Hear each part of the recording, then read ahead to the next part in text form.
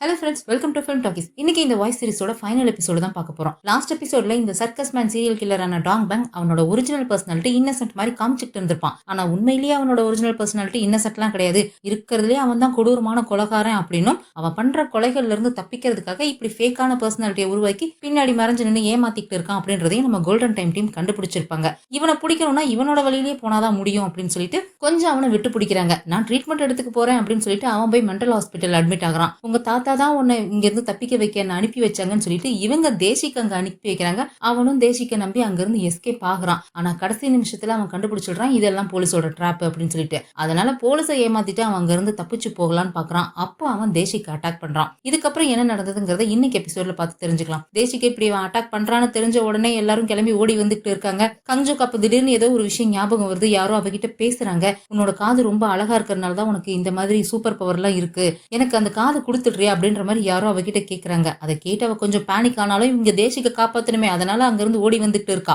இங்க இந்த கில்லர் தேசிக்கா எப்படியாவது பயப்பட வைக்கணும் அப்படின்ற மாதிரி அவனை போட்டு டார்ச்சர் பண்ணிட்டு இருக்கான். ஆனா தேசிக் பயப்படுற மாதிரியே இல்ல. கடைசியா கத்தி எடுத்து வேகமா அவனை குத்த போயிடுறான். ஆனா அப்ப கூட அவன் இறுக்கி பிடிச்சுக்கிறான். அவனை குத்த விடவே இல்ல. உன்னால இங்க இருந்து எஸ்கேப் ஆக முடியாதுடா அப்படின்னு சொல்லிட்டு இருக்கும் போதே பேட்ரோல் போலீஸ் வர அந்த சைரன் சத்தம் கேக்குது. அதை பார்த்துட்டு தேசிக் ஒரு மாதிரி நக்கலா சிரிக்கிறான். நீ மாட்டினடா அப்படின்ற மாதிரி சொல்லிட்டு ரெண்டு பேத்துக்குள்ள அந்த கையில கத்திய வச்சுட்டு தள்ளுமுள்ளு நடக்குது. ஆனாலும் அந்த டாங் பேங் அவன் வயிற்றுலேயே கத்தியால குத்திட்டு அங்கிருந்து எஸ்கேப் ஆயிடுறான். தேசிக்கு எவ்வளவோ தடுக்க ட்ரை பண்ணியும் அவன் எஸ்கேப் ஆகிடுறான். போய் ஒரு டாக்ஸியை பிடிச்சி அங்கிருந்து தப்பிச்சு போயிடுறான். அதுக்கப்புறம் தான் கங்ஜோவும் டேரிக்கும் வராங்க. தேசிக் குத்துயிரும் கொலையுருமா கிடக்குறான். ஏகப்பட்ட பிளட் லாஸ் ஆகியிருக்கு. அந்த நிலைமையில கூட கஷ்டப்பட்டு அவன் டேரிக் கிட்ட உண்மை சொல்லிடுறான். அந்த ஊர் தலைவர் பேசிக்கிட்டு இருந்ததை நான் கேட்டேன். 28 வருஷத்துக்கு முன்னாடி அவங்க டீச்சர் ஷிம்யாங்க கொலை பண்ணியிருக்காங்க.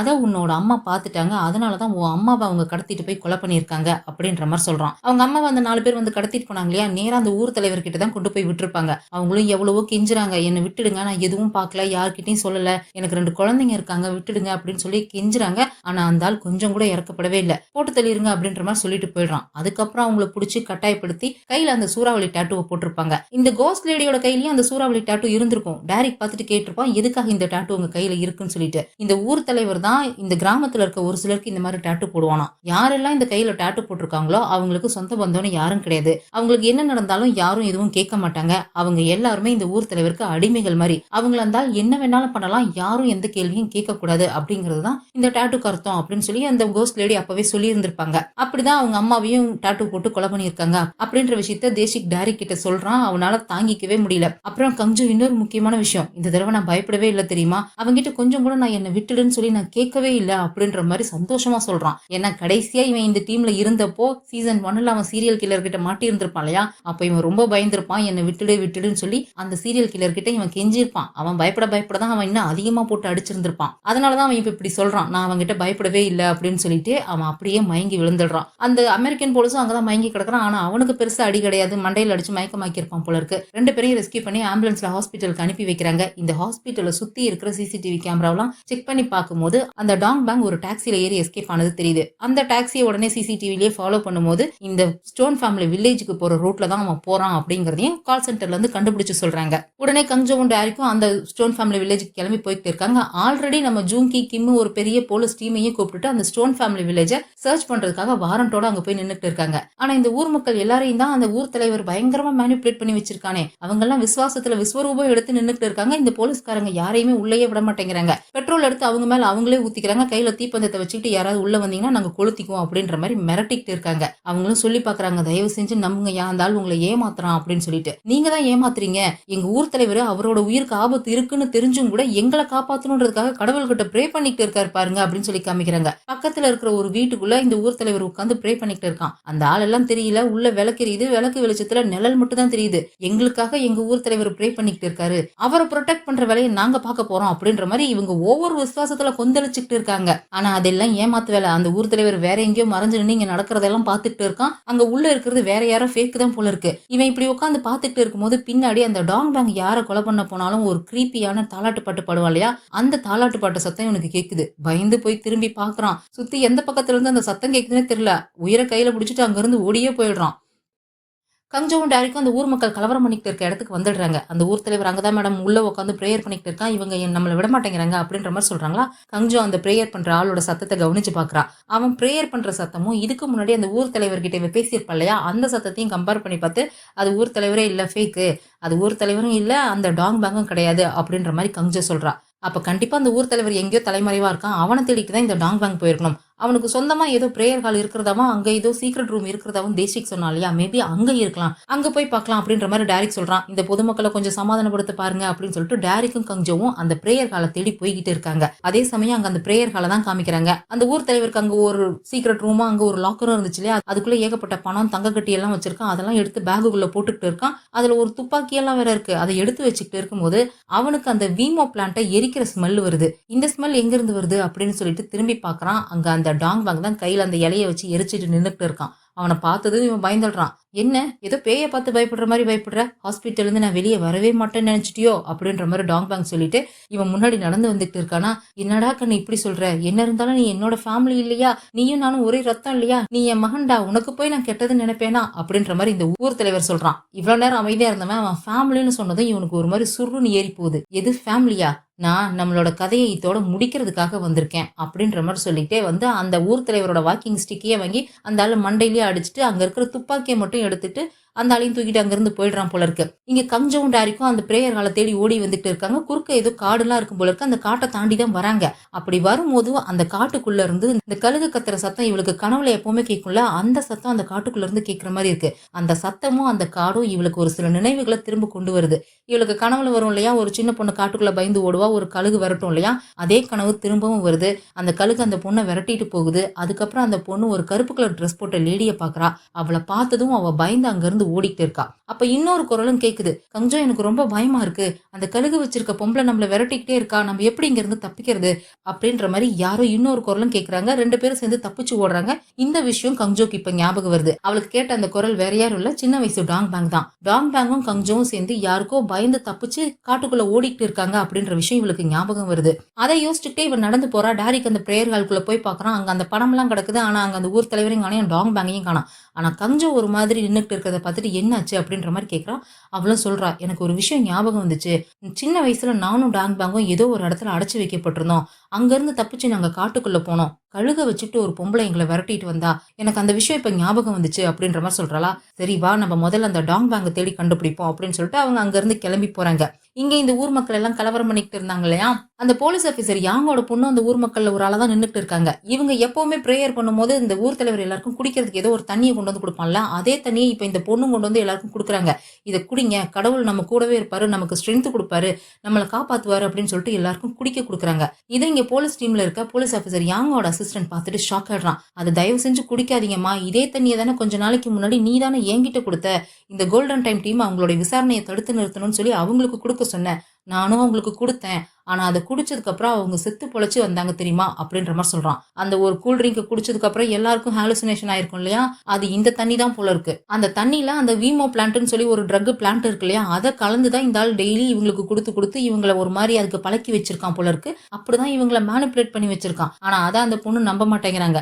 தயவு செஞ்சு நம்புமா, அந்த ஊர் தலைவர் நல்லவங்க கிடையாது, உங்களை எல்லாம் ஏமாத்திட்டு இருக்கான். அப்படி இல்லைன்னா எதுக்காக டெய்லி இந்த கிராமத்துல இருந்து எமர்ஜென்சி ஹெல்ப் லைனுக்கு பிராங்க் கால் வந்துகிட்டே இருக்கு. இங்க இருந்து யாராவது ஒருத்தவங்க அடிக்கடி தப்பிச்சு மெயின்லேண்ட் கொரியாவுக்கு போய்கிட்டே இருக்காங்க.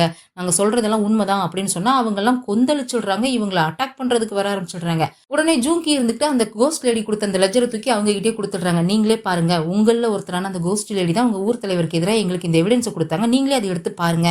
நீங்க கஷ்டப்பட்டு சம்பாதிக்கிற பணம் எல்லாமே உங்களோட பேங்க் அக்கௌண்ட்டுக்கு போகல, அது எல்லாமே அந்த ஊர் தலைவரோட அக்கௌண்ட்டுக்கு தான் போகுது. உங்க கிராமத்துல இருக்க நிறைய பொண்ணுங்களுக்கும் குழந்தைங்களுக்கும் சொல்லவே முடியாத அளவுக்கு நிறைய தப்பு நடக்குது, அது உங்க யாருக்குமே தெரியறதே இல்ல அப்படின்ற மாதிரி சொல்றாங்க. அவங்களும் அந்த லெஜர் எல்லாம் எடுத்து பாக்குறாங்க, உண்மன்ற மாதிரி தான் இருக்கு. ஆனாலும் அவங்க நம்புறதுக்கு தயாராவே இல்ல. இல்ல நாங்க எங்க தலைவர்கிட்ட கேட்டு கன்ஃபார்ம் பண்ணிக்கிறோம் அப்படின்னு சொல்லிட்டு ஒருத்தன் தலைவர்கிட்ட கேட்கறேன்ட்டு போறானா.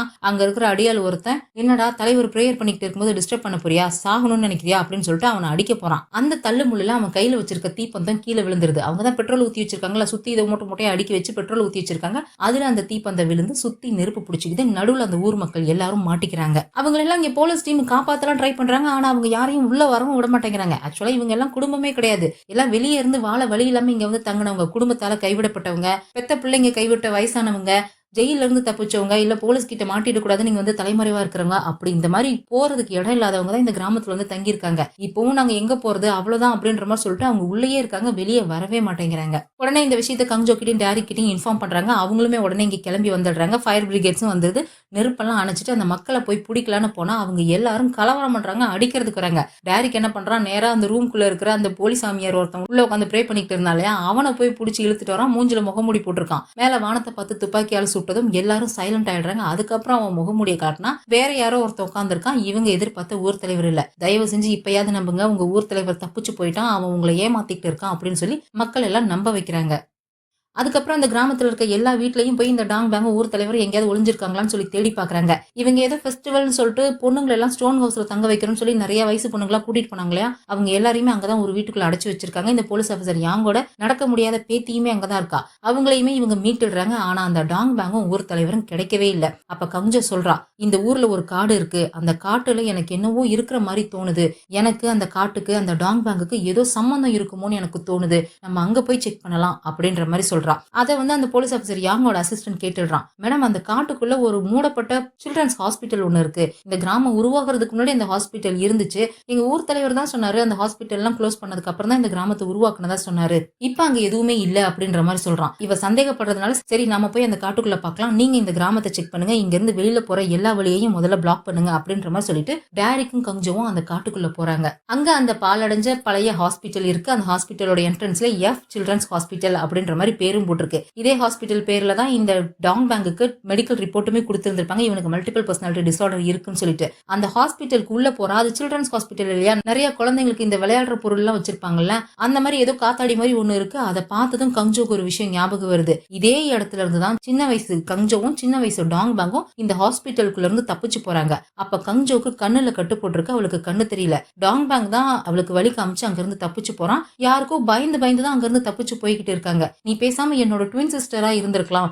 நீ எப்பவுமே என் கூடவே இருந்திருப்பல்ல அப்படின்ற மாதிரி அப்ப டாங் பேங் சொல்லி அங்க இருந்து தப்பிச்சு ஓடிட்டு இருக்காங்க. அந்த விஷயம் இவளுக்கு இப்ப ஞாபகம் வருது. இதை டேரிக் கிட்டேயுமே சொல்றா. ஆக்சுவலா இவளுக்கு ஒரு பிளாஷ்பேக் இருக்கு இல்லையா, சின்ன வயசுல இவளுக்கு ஒரு ஆக்சிடென்ட் நடந்துச்சு, அந்த ஆக்சிடென்ட்ல இவளுக்கு பிரெயின் சர்ஜரி நடந்துச்சு. அந்த பிரெயின் சர்ஜரியோட சைடு எஃபெக்டா இவளுக்கு கொஞ்ச நாள் கண் பார்வை இல்லாம இருந்துச்சு. அதுக்கப்புறம் கண் பார்வை திரும்பி வரும்போது அவளுக்கு காது கேட்கிற சூப்பர் பவரும் சேர்ந்து வந்துச்சு அப்படின்ற மாதிரி ஒரு கதை இருக்கு இல்லையா. அந்த பிரெயின் சர்ஜரி இந்த ஹாஸ்பிட்டல்ல தான் நடந்திருக்கு. இந்த ஹாஸ்பிட்டல்ல டாங் பேங்குமே இருந்திருக்கான். நாங்க ரெண்டு பேரும் யாருக்கோ பயந்து இங்க இருந்து தப்பிச்சு போனோம் அப்படின்ற விஷயத்த கங்ஜோ இப்ப சொல்றா. உடனே இவங்க அந்த ஹாஸ்பிட்டலுக்குள்ள போய் பாக்குறாங்க. ஆனா அந்த ஹாஸ்பிட்டலுக்குள்ள கங்ஜோக்கு எந்த சத்தமுமே கேட்கல. இந்த பில்டிங் சவுண்ட் ப்ரூஃப் பண்ணிருக்காங்க, இங்க எக்கோவே வரல அப்படின்ற மாதிரி சொல்றா. ஒவ்வொரு இடமா தேடி பார்த்துட்டு இருக்கும்போது ஒரு பழைய ஃபைல் ரூம் ஒண்ணு கிடைக்குது. அதுக்குள்ள போய் பாக்குறாங்க. சைக்காட்ரிக் வார்டு அப்படின்னு சொல்லிட்டு ஒரு கபோர்டு இருக்கு. அந்த கபோர்டு ஓபன் பண்ணா ஒரு பழைய ஃபைல் ஒண்ணு இருக்கு. அதுல இங்க சைக்காட்ரிக் ட்ரீட்மெண்ட் எடுத்துக்கிட்டு குழந்தைங்களோட ரிப்போர்ட் எல்லாம் இருக்கு. அதை எடுத்து செக் பண்ணி பார்க்கும்போது அதுல டாங் பேங்கோட ஃபைலுமே இருக்கு. அதுல தெளிவா எழுதிருக்கு, சின்ன வயசுல இவனுக்கு மல்டிபிள் பர்சனாலிட்டி டிசார்டர் இருந்திருக்கு அப்படின்னும் அவனுக்கு ஏதோ பிரெயின் ப்ராப்ளம் இருந்திருக்கு அப்படின்ற மாதிரியும் அந்த ரிப்போர்ட்ல இருக்கு. அப்பதான் டைரக்ட் நோட் பண்றான், அந்த ஃபைல்ல இருக்கிற எல்லா குழந்தைங்களுக்குமே ஏதோ பிரெயின்ல ப்ராப்ளம் இருந்த மாதிரி இருக்கு. தேடி பார்க்கும்போது தான் அதுல கங்ஜோவோட ஃபைலுமே இருக்கு. கங்ஜோக்குமே பிரெயின் சர்ஜரி நடந்திருக்கு இல்லையா, கங்ஜோவோட ஃபைலுமே இருக்கு. அதை எடுத்து செக் பண்ணி பாக்குறாங்க. கங்ஜோக்கு பிரெயின் சர்ஜரி நடந்திருக்கு. அதோட சைடு எஃபெக்டா அவளுக்கு ஹியரிங் எபிலிட்டி டெவலப் ஆயிருக்கு அப்படின்னும் அவளுக்கு ட்ரீட்மெண்ட் கொடுத்த டாக்டரோட பேரு டாக்டர் லீ அப்படின்னும் அவளுக்கு என்னெல்லாம் மெடிசன்ஸ் பிரிஸ்கிரைப் பண்ணாங்க அப்படின்றதும் அதுல இருக்கு. ஆனா அந்த மெடிசன்ஸை பார்த்தா 12 வயசு பொண்ணுக்கு பிரிஸ்கிரைப் பண்ண மெடிசன் மாதிரி இல்லாம ஒரு அடல்ட்டுக்கு எப்படி ஹெவி டோஸ்ல கொடுப்பாங்களோ அந்த மாதிரி ஒரு ஹெவி டோஸை 12 வயசு பொண்ணுக்கு பிரிஸ்கிரைப் பண்ணிருக்காங்க. உனக்கு ஹெவி டோஸ் மெடிசன்ஸ் கொடுத்திருக்காங்க, அதனாலதான் உனக்கு இந்த செலக்டிவ் அம்னீஷியா மாதிரி வந்திருக்கு. அந்த சமயத்தில் நடந்த எந்த விஷயமும் உனக்கு ஞாபகம் எல்லாம் மறந்து போயிருக்கு. இப்போ இந்த இடத்துக்கு வந்ததுக்கு அப்புறம் உனக்கு கொஞ்சம் கொஞ்சமா ஞாபகம் வருதுன்னு நினைக்கிறேன் அப்படின்ற மாதிரி டைரக்ட் சொல்றான். அப்ப கங்ஜோக்கு ஏதோ ஒரு சத்தம் கேக்குது. ஆனா சவுண்ட் ப்ரூஃப் பண்ணிருக்கனால அந்த சத்தம் தெளிவா கேட்கல. கொஞ்சம் கவனிச்சு பாக்குறா. நான் உனக்கு என்னோட ஆசீர்வாதத்தை கொடுக்க போறேன் அப்படின்ற மாதிரி யாரோ சொல்லிட்டு இருக்காங்க. சத்தம் சரியா கேட்கல, ஆனா எனக்கு கன்ஃபார்மா தெரியும் இது டாங் பேங் தான், அவன் மேல் ஃப்ளோர்ல தான் இருக்கான் அப்படின்ற மாதிரி சொல்றா. ரெண்டு பேரும் தனியா இருக்காங்களே, சீரியல் கில்லர் எப்படி போய் பிடிக்கிறது, பேக்கப்க்கு ஆட்களை வர சொல்லிட்டு இவங்க ரெண்டு பேரும் மேல போறாங்க. அங்க அந்த டாங் பேங் எதிர்த்தாப்புல அந்த ஊர் தலைவரை அந்த கிறிஸ்துமஸ் லைட்டை வச்சு கட்டி போட்டிருக்கான். அங்க ப்ரொஜெக்டர்ல இவன் பண்ண எல்லா கொலைகளோட கிரைம் சீன் போட்டோஸும் ஓடிக்கிட்டு இருக்கு. உட்காந்து நான் இன்னைக்கு கதையை முடிக்க போறேன், இன்னைக்கு எல்லாம் ரெண்டு பேரும் ஒன்னா சேர்ந்து போறோம் அப்படின்ற மாதிரி ஏதோ சொல்லிக்கிட்டு இருக்கான். உனக்கு ஒரு விஷயம் தெரியுமா, எனக்கு இந்த கிறிஸ்துமஸே பிடிக்காது, கிறிஸ்துமஸ் கிறிஸ்மஸ்னாலே நான் ரொம்ப வெறுக்கிறேன். நான் எதனால வெறுக்கிறேன்னு உனக்கே நல்லா தெரியும். நான் அதை வெறுக்கிறதுனால தான் இதெல்லாம் நான் செய்ய ஆரம்பிச்சேன் அப்படின்ற மாதிரி சொல்றான். ஆக்சுவலா என்ன நடந்திருக்குன்னா, உங்களுக்கு இந்த ஹிரண்யகசிபு கதை தெரியுமா? ஹிரண்யகசிபுன்னு ஒரு ராஜா இருப்பான். அவனோட நாட்டு மக்கள் எல்லாரையும் நான் தான் கடவுள் அப்படின்ற மாதிரி நம்ப வச்சுக்கிட்டு இருப்பான். அவனோட பையனையே வந்து நான் ஒன்னெல்லாம் கடவுளா கும்பிட மாட்டேன், நான் நாராயணனை தான் கடவுளா கும்பிடுவேன்னு சொல்லி கும்பிடும்போது அவன் பையனையே கொலை பண்ண பார்ப்பான்ல, அந்த மாதிரி ஒரு கதை தான் இங்கேயும் நடந்திருக்கு. இந்த ஆள் ஒரு கிராமத்தை உருவாக்கி அந்த கிராம மக்கள் எல்லாருக்கும் நான் தான் கடவுள் அப்படின்ற மாதிரி நம்ப வச்சுக்கிட்டு இருக்கும்போது இவரோட மருமக வந்து இயேசுவை கும்பிடுறன்னு சொல்லி கிறிஸ்மஸை செலிப்ரேட் பண்றதுக்கு அவங்க வீட்டுல டெக்கரேஷன்லாம் பண்ணி இந்த கிறிஸ்மஸ் லைட்டை போட்டு டெக்கரேட் பண்ணியிருக்காங்க. இது இந்த ஊர் தலைவருக்கு பிடிக்கல. இந்த ஊர் மக்கள் எல்லாருக்கும் இந்த விஷயம் தெரிய வந்துச்சுன்னா இவர் மேல இருக்க நம்பிக்கை போயிடும் அப்படின்றதுனால தான் அவரோட மருமகளையும் மகனையும் பேரன்லாம் இல்ல, இந்த டாங் பேங்கோட கண்ணு முன்னாடியே அடிச்சு சாகடிச்சிருந்திருக்கான். இப்படிதானே நீ அன்னைக்கு என் அம்மாவை கொன்ன அப்படின்னு சொல்லிட்டு அதே லைட் எடுத்துட்டு போய் அவங்க தாத்தாவை சுத்தி சுத்தி கட்டிக்கிட்டு இருக்கான். ஒரு அந்த தாலாட்டு பாட்டு பாடுறான் இல்லையா, அந்த தாலாட்டு பாட்டு அவங்க அம்மா இவனை தூங்க வைக்கிறதுக்காக பாடுற பாட்டு போல இருக்கு. குழந்தைய தூங்க வைக்கிறதுக்காக பாடுற பாட்டை இவன் அப்படியே கொலை பண்றதுக்கு ஏத்த மாதிரி லிரிக் எல்லாம் மாத்தி தான் பாடிட்டு இருக்கான். மிச்ச மீதி லைட் எல்லாம் எடுத்துட்டு போய் இதெல்லாம் இப்படிதானே நீ எங்க அம்மா வாயில சொருகுன அப்படின்னு சொல்லிட்டு அவன் வாயில போட்டு திணிச்சுட்டு இருக்கான். அந்த இடத்துக்கு கங்ஜோவும் டேரிக்கும் வந்துடுறாங்க. இவ்வளவு சீக்கிரம் என்ன தேடி வந்துட்டீங்க போல இருக்கு, பாரு இந்த ஆளை பாரு, இந்த ஆளு தான் உங்க அம்மாவை கொலை பண்ணான், இவனை விடாத, இவனை சுட்டுடு, இவனை கொன்னுடு அப்படின்ற மாதிரி அந்த ஊர் தலைவரை பார்த்து டாங் பேங் சொல்றானா. கங்ஜோ சொல்றா, டேரிக் அவன் சொல்றதெல்லாம் கேட்காத, ப்ரோவாக் ஆகாத அப்படின்ற மாதிரி சொல்றாளா. சரி, நான் உனக்கு ஒரு வாய்ப்பு தரேன், உன்னோட 2 பழியையும் ஒரே நேரத்துல தீர்த்துக்கிறதுக்கான வாய்ப்பு தரேன். உங்க அம்மாவை கொண்ட கொலகாரன், உன் தங்கச்சியை கொண்ட கொலகாரன் 2 பேரும் ஒரே இடத்துல இருக்கும், எங்க 2 பேரையுமே நீ சுட்டுடு அப்படின்ற மாதிரி சொல்லிட்டு நிக்கிறான். அந்த டாங் பேங் டேரிக்க பயங்கரமா வெறுப்பேத்துறான். நீ ஒரு கோலை, உன்னாலலாம் என்ன சுட முடியாது அப்படின்ற மாதிரி வெறுப்பேத்திக்கிட்டே இருக்கானா. கஞ்சு இருந்துட்டு இல்ல டேரிக் அவன் சொல்றதை கேட்காதன்னு சொல்லி இவனை அமைதிப்படுத்திக்கிட்டே இருக்கா. அந்த கேப்ல அவன் அந்த ஊர் தலைவர் தள்ளி விட்டுட்டு அங்கிருந்து எஸ்கேப் ஆகி போயிடுறான். டேரிக் அவனை விரட்டிக்கிட்டே போறான். இங்க கஞ்சு அந்த ஊர் தலைவரை போய் பார்த்துட்டு அந்த ஆளை ரெஸ்கியூ பண்றதுக்கு ரெஸ்கியூ டீமுக்குலாம் இன்ஃபார்ம் பண்றான். அதுக்குள்ளேயே டிஸ்பாச் டீம் வந்துடுறாங்க. ஜோங்கி கிட்ட அந்த ஊர் தலைவர் ஒப்படைச்சிட்டு கிம்மும் கஞ்சவும் அந்த டாங் பேங்கை விரட்டிட்டு போயிட்டு இருக்காங்க. இங்க டேரிக் டாங் பேங்க் தேடிட்டு வந்தா இல்லையா, எங்கேயோ போய் ஒளிஞ்சிக்கிட்டான் போல இருக்கு. என்னடா ஏதோ புலி மாதிரிலாம் டயலாக் பேசினா கடைசியில எலி மாதிரி வந்து ஒளிஞ்சிக்கிட்ட, வெளியில வாடா அப்படின்ற மாதிரி டேரிக் கத்துறான். அவனும் வெளியில வந்துடுறான். 2 பேரும் எதிர்த்தாப்புல நின்றுட்டு கையில துப்பாக்கி வச்சுட்டு ஷூட் அவுட் நடத்திக்கிட்டு இருக்கானுங்க. ஒரு கட்டத்துல 2 பேரும் வந்து க்ளோஸ் அப்ல நின்னுக்கிறானுங்க. இவன் நெத்தியில அவன் துப்பாக்கி, அவன் நெத்தியில இவன் துப்பாக்கி அப்படின்ற மாதிரி நின்னுக்கிறானுங்க. 2 பேரும் மாத்தி ஒரே நேரத்துல 2 பேர் கையில இருக்கிற துப்பாக்கியும் தட்டி விட்டுட்டு கையாலேயே அடிச்சுக்கிறானுங்க. அப்ப இந்த டாங் பேங் என்ன பண்றான், ஒரு இரும்பு கம்பி எடுத்து டேரிக்கோட இடது கையிலேயே அடிச்சிடுறான். அவனுக்கு தான் அங்க வலிக்கும் இல்லையா, அந்த கையில அடிச்சதும் அவன் கொஞ்சம் துடிச்சு கீழே விழுறானா. அப்ப அவன் மண்டையிலேயே அடிச்சு மயக்கமாக்கிடுறான். கரெக்டா அந்த சமயத்துல கஞ்சவும் டேரிக்கு வந்து டாங் பேங்கை லாக் பண்றாங்க. எனக்கு எல்லாம் ஞாபகம் வந்துருச்சுடா, இதே ஹாஸ்பிட்டல்ல நீயும் நானும் இங்கதான் இருந்தோம், இங்க இருந்து தான் தப்பிச்சு போனோம், எனக்கு எல்லாம் ஞாபகம் வந்துருச்சு அப்படின்ற மாதிரி கஞ்சோ சொல்றாளா. ஓ, ஒரு வழியா உனக்கு ஞாபகம் வந்துருச்சா, உன் கூட நான் ரொம்ப எமோஷனலா கனெக்ட் ஆகி இருந்தேன், அதனாலதான் உன்ன மாதிரியே எனக்குள்ள ஒரு பர்சனாலிட்டியும் உருவாகிடுச்சு, உன் கூட இன்னும் கொஞ்சம் விளையாடணும்னு ஆசைப்பட்டேன், அதனாலதான் அப்படின்ற மாதிரி சொல்றானா. நீ என்ன மாதிரியே ஒரு பர்சனாலிட்டியை உருவாக்கி அது கொலகாரியா மாத்தணும்னு நினைச்ச, ஆனா ஒரிஜினல் நீயா இருந்தாலும் பர்சனாலிட்டி என்னோடது இல்லையா, அதனாலதான் அது கொலகாரியாலாம் மாறாம கடைசியில அது மத்தவங்களை காப்பாத்துற வேலையை செஞ்சிருக்கு. எனக்கு நல்லா தெரியும் நீ சின்ன வயசுல வழியில கஷ்டப்பட்டிருக்க, உன்னோட வலியையும் வேதனையும் ஷேர் பண்ணிக்கிறதுக்கு உன் கூட யாரும் இல்லங்கிறதுனால தான் நீ உனக்குள்ள அந்த பர்சனாலிட்டிஸ் எல்லாம் டெவலப் பண்ணிக்கிட்ட. அந்த டீச்சர் ஷிம்யாங், அந்த கிட்னாப்பர், இவங்கெல்லாம் அப்படித்தானே உருவானாங்க, ஆனா இது எல்லாமே பொய்யானது, இது எதுவுமே உண்மை கிடையாது, அதை நீ உணர்ற வழியை பாரு அப்படின்ற மாதிரி கொஞ்சம் அவங்க கிட்ட பேச்சு கொடுத்து அவனை சமாதானப்படுத்தி சரண்டராக வைக்கலாம் ட்ரை பண்றா. அப்ப அவனுக்குள்ள பர்சனாலிட்டி ஷிஃப்ட் ஆகுது. அந்த ஷிம்யாங் டீச்சரோட பர்சனாலிட்டி வருது. சின்ன வயசுல இவன் அவன் தாத்தா கிட்ட கொடுமையை அனுபவிக்கிறத பார்த்துட்டு இவனை எப்படியாவது காப்பாத்தணும்னு நினைச்சேன், அவனை காப்பாத்த நான் முயற்சியும் பண்ணினேன், அந்த முயற்சியில தான் என் உயிரே போயிடுச்சு அப்படின்ற மாதிரி சொல்றான். அப்ப அவனுக்குள்ள மறுபடியும் பர்சனாலிட்டி ஷிஃப்ட் ஆகுது. அந்த கிட்னாப்பர் பர்சனாலிட்டி வருது. இவனை நான் கிட்னாப் பண்ணப்ப திருப்பி கொண்டு போய் அவனோட வீட்டுல விட போனேன், ஆனா இவன் அவன் தாத்தா கிட்ட போக மாட்டேன்னு சொல்லிட்டான், ரொம்ப பயந்தான், அதனாலதான் நான் அவங்க கிட்ட மாட்டிக்கிட்டேன், அவங்க என்ன அடிச்சு கொன்னுட்டாங்க, இவனாலதான் நான் செத்து போயிட்டேன் அப்படின்ற மாதிரி அவன் சொல்றான். அதுக்கப்புறம் மறுபடியும் பர்சனாலிட்டி ஷிஃப்ட் ஆகுது. அவனுக்குள்ள அந்த கோலையாட்டம் ஒரு ஃபேக்கான ஒரிஜினல் பர்சனாலிட்டி இருப்பான் இல்லையா, அவன் வெளியே வந்து இல்ல நான் எந்த கொலையும் பண்ணல அப்படின்ற மாதிரி சொல்றானா.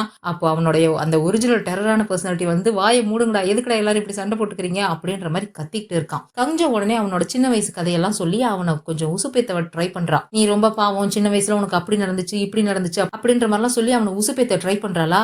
நம்மளோட கடந்த காலத்தை மனசுல வச்சாது உன்னை நான் கொல்லக்கூடாது, உயிரோட விடணும்னு நினைச்சேன், ஆனா நீ விடமாட்ட போல இருக்கே அப்படின்ற மாதிரி சொல்லிட்டு அவளை ஷூட் பண்ணலான்னு போகும்போது சைட்ல இருந்து டேரிக் வந்து அவனை ஷூட் பண்ணிடுறான். அவன் மேலேயே 2-3 புல்லட் ஷூட் பண்ணிடுறான். ஆனா அவன் சாகாத மாதிரி இடத்துலதான் அவன் ஷூட் பண்றான். உன்னால என்ன சுட முடியாதுரா, ஏன்னா சட்டம் ஏன் பக்கம் இருக்கு அப்படின்ற மாதிரி அந்த டாங் பேங் தென்னாவிட்டா பேசுறானா. அப்போ டேரிக் அவனுடைய காலர்ல இருந்து ஒரு கேமராவை மறைச்சு வச்சிருந்து எடுத்திருக்கான். இவ்வளவு நேரம் இவங்க கூட நடந்தது பேசினது எல்லாமே லைவா அங்க கால் சென்டர்ல ரெக்கார்ட் ஆகிட்டு இருக்கு. அங்க எல்லாரும் பாத்துட்டு இருக்காங்க. இவன் வாயாலே கன்ஃபஸ் பண்ணணும், உண்மை உண்மையை வர வைக்கணுன்றதுக்காக கழுத்துல கேமராவை மறைச்சிட்டு வந்திருக்கான். இப்ப அந்த கேமராவை எடுத்து வச்சுட்டு, இதுக்கப்புறம் என்னால உன்னை என்ன வேணாலும் பண்ண முடியும். ஏன்னா நீ எல்லா உண்மையும் சொல்லிட்ட. ஆனா நான் உன்னை ஷூட் பண்ண மாட்டேன். இந்த ஒரு நிமிஷத்தை டெய்லி நான் 1000 தடவையாவது இமேஜின் பண்ணிருப்பேன். உன்னை எப்படியெல்லாம் கொடூரமா கொலை பண்ணணும்னு சொல்லி. ஆனா இப்ப நான் உன்னை கொலை பண்ண மாட்டேன். ஏன் தெரியுமா? ஒருவேளை நான் உன்னை கொன்னுட்டேன்னு வச்சுக்கோ, ரத்தக்கரை படிஞ்ச என் கையோட நான் என் தங்கச்சியை ஃபேஸ் பண்ண முடியாது. கண்டிப்பா அது அவளும் விரும்ப மாட்டா. நீ சாகலாம் கூடாது. வாழ்நாள் பூரா ஜெயில உன்னோட தண்டனையை நீ அனுபவிக்கணும் அப்படின்ற மாதிரி சொல்றான். அவன் அரெஸ்ட் பண்றாங்க. இதோட இந்த ஃபேமிலி மர்டர் கேஸான circus man serial killer case அபிஷியலா க்ளோஸ் பண்ணப்பட்டுருச்சு அப்படின்னு சொல்லி கோல்டன் டைம் டீமே அனௌன்ஸ் பண்றாங்க. கமிஷனரும் பேட்டியெல்லாம் கொடுக்குறாங்க. பிரஸ் பீப்புளை கூப்பிட்டு வச்சு இந்த கில்லர் டாங் பேங் தான் அப்படின்றத பத்தி. அதுக்கப்புறம் கங்ஜோ ஹாஸ்பிட்டல் அட்மிட் ஆயிருக்க டாங் பேங்க பாக்குறதுக்காக வரா. நீயும் நானும் அந்த எஃப் சில்ட்ரன்ஸ் ஹாஸ்பிட்டல்ல இருந்து எஸ்கேப் ஆகி போனதுக்கு அப்புறம் அந்த ஹாஸ்பிட்டலையே இழுத்து மூடிட்டாங்க. அந்த ஹாஸ்பிட்டலை க்ளோஸ் பண்ணதுக்கு அப்புறம் என்னால அந்த கிராமத்துல இருந்து வெளியே வர முடியாம போயிடுச்சு அப்படின்ற மாதிரி சொல்றான். சரி, நீ கொலை பண்ணவங்களுக்கு எல்லாம் எதுக்காக அந்த சூறாவளி டாட்டுவை போட்ட அப்படின்ற மாதிரி கேக்குறாளா. அதுதான் ஃபைனல் கேம், முடிஞ்சா கண்டுபிடி அப்படின்ற மாதிரி சொல்றான். இதை கேட்டதும் கங்ஜோ கடுப்பாயிட்டு போய் அவன் சட்டையை பிடிச்சிடுறா. அவனுடைய மானிட்டர்ல ஒரு மாதிரி பிளக்சுவேட் ஆகுது.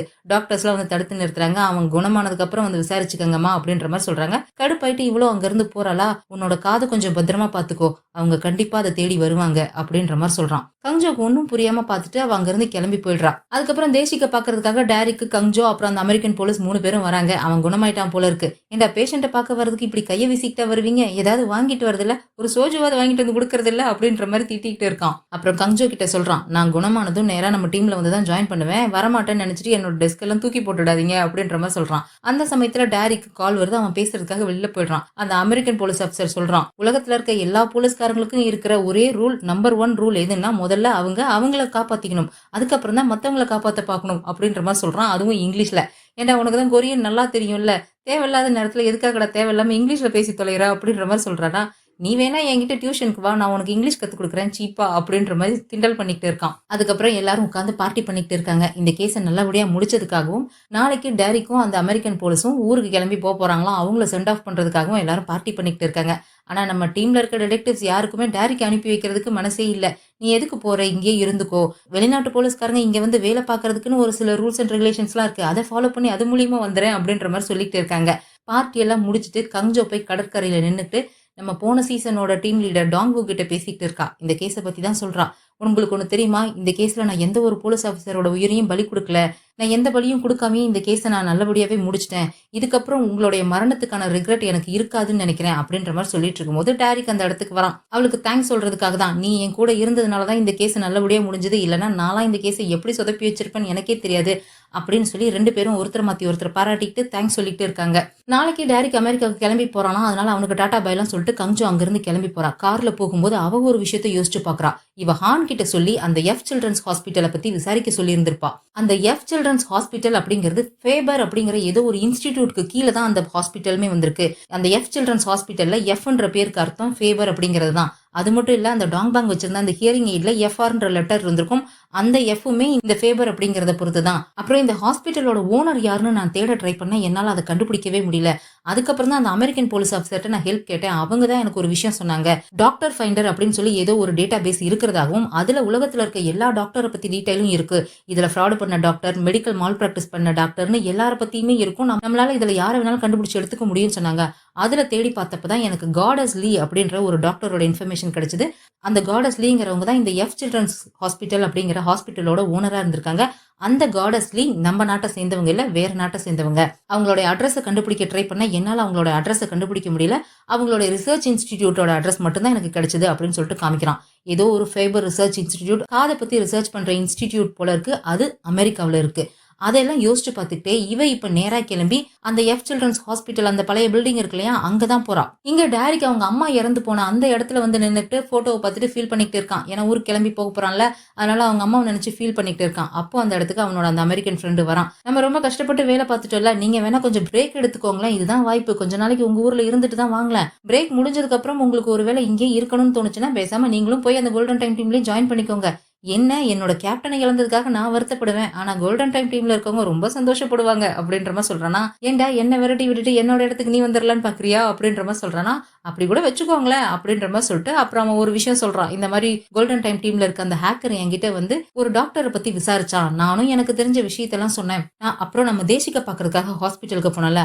அப்போ நான் அங்க ஒரு ஆள பார்த்தேன். எனக்கு அவன் ஃபோன்ல பேசிக்கிட்டு இருந்த விஷயம் கொஞ்சம் வியர்டா இருந்துச்சு. நீங்க நின்னுட்டு இருந்தீங்கல்ல அந்த இடத்த பார்த்துட்டு நான் கேஸ் 1 பார்த்துட்டேன். என் கண்ணு முன்னாடி தான் இருக்காங்க அப்படின்ற மாரி சொன்னான். எனக்கு அப்போ அத நான் பெருசா யோசிக்கவே இல்ல. ஆனா எனக்கு என்னமோ அது இப்ப கொஞ்சம் சந்தேகமா இருக்கு அப்படின்ற மாரி சொல்றான். கேஸ் 1 அப்படின்ற மாரி இவனும் யோசிச்சுக்கிட்டு இருக்கான். அப்பதான் அவனுக்கு ஒரு விஷயம் ஞாபகம் வருது.